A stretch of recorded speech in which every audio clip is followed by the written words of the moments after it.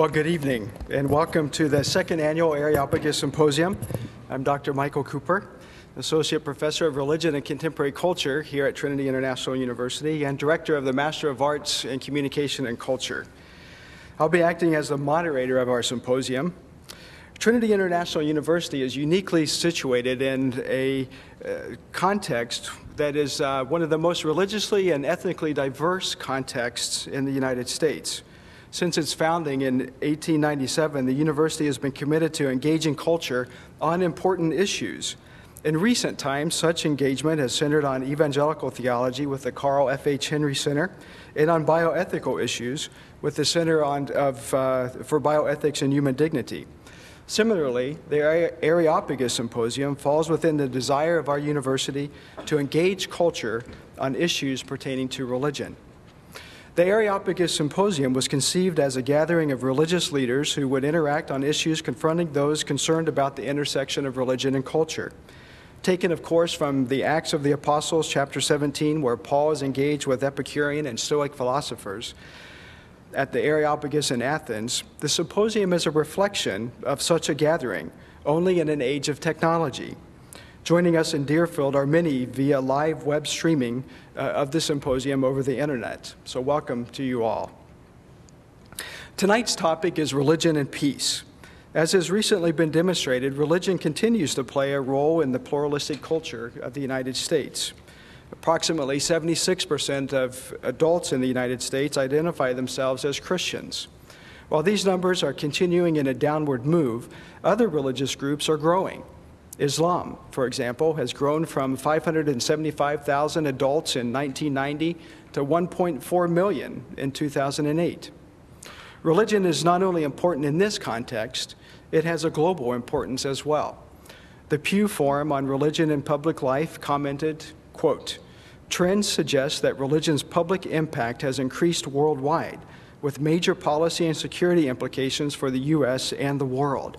Religion exerts considerable influence on democratic transitions, and religious political parties and movements have garnered significant popular support in a variety of democracies.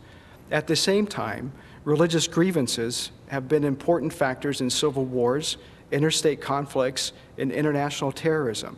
Changes in global demography, such as the rapid growth of Christianity in the global South and increased Muslim immigration to Western nations, also continues to shape public attitudes and government policies," end quote.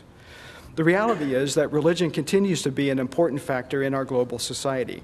In his opening remarks at the General Assembly on the promotion of interreligious and intercultural dialogue, understanding and cooperation for peace last November, the United Nations Secretary General Ban Ki-moon stated this, quote, "We live in a wonderfully diverse global village. Globalization can be a great force for progress, but as economies merge, as cultural boundaries disappear, as new media bring our societies closer than ever before, new fault lines can emerge, and indeed, we are seeing some troubling phenomena.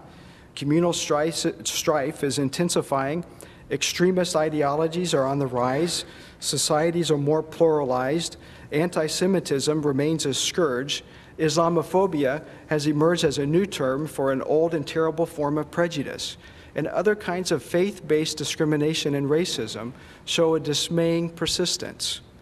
Sometimes it seems as if none of history's awful lessons have been learned," end quote.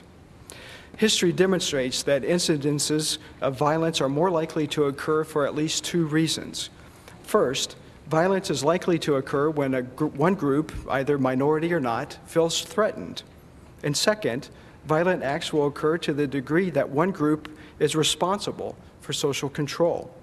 These tendencies are exacerbated with the war rhetoric of fundamentalist movements around the world. Such rhetoric continues to communicate a message that is contrary to the teaching of many religious leaders who are seeking peace. Certainly, religious people around the world are facing persecution. One must only recall that 70 million Christians have been martyred in the last 20 centuries, and nearly 6 million of those were martyred by other Christians. Approximately 160,000 Christians are martyred each year. However, Christians are not the only religious group experiencing martyrdom. 80 million Muslims and 20 million Hindus have been martyred in their faith's religious histories. Respect for religious others is critical and should be mutual in order for there to be sustained peace among religious groups.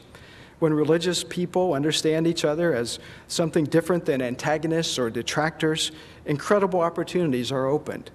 When we show respect and strive for understanding, our voices can be heard once more as a voice of peace and love rather than violence and intolerance. But you didn't come here to listen to me. I would like to introduce to you our presenters. Tonight we have the privilege of having Imam Malik Mujahid, who is an imam and an award-winning author and producer. He is the founder of Sound Vision Foundation and executive producer of a daily radio Islam show at WCEF 1450 AM. He served 2 terms as chair of the Council of Islamic Organizations of Greater Chicago and is currently vice chair of the Council for a Parliament of World's Religions. He also serves on the Faith Advisory Council of the Democratic National Committee. As a national coordinator of the Bosnian Task Force USA in the 1990s, he successfully led, in collaboration with the National Organization of Women, an effort to declare rape as a war crime. Imam Mujahid has authored more than 400 articles on Islamic living and public policy. Won't you welcome Imam Mujahid?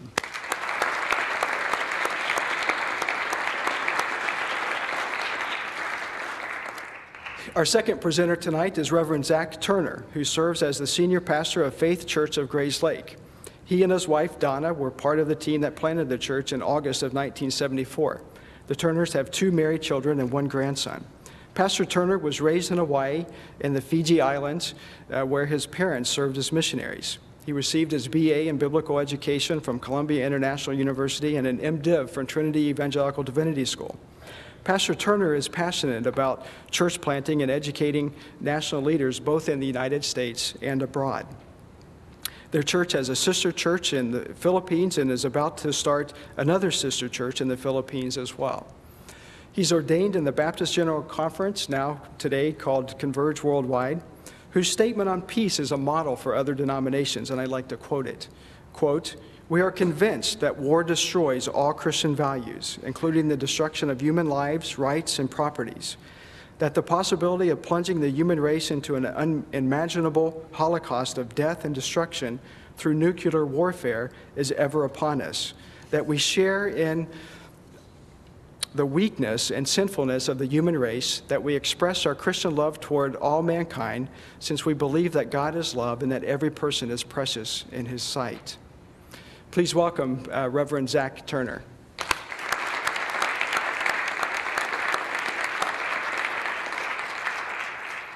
Well, one who is not unfamiliar by any means to the Trinity community is Dr. William Mulder, who is professor of biblical studies at the college here.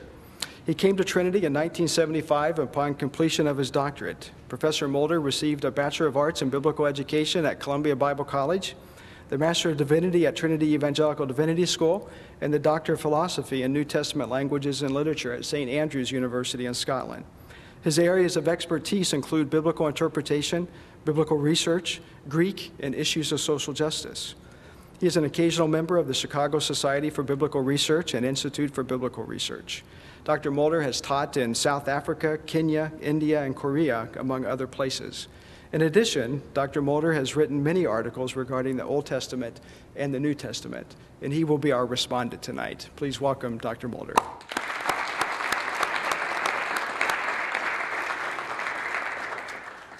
Our program tonight begins with comments from Imam Mujahid and Reverend Turner regarding religion and peace.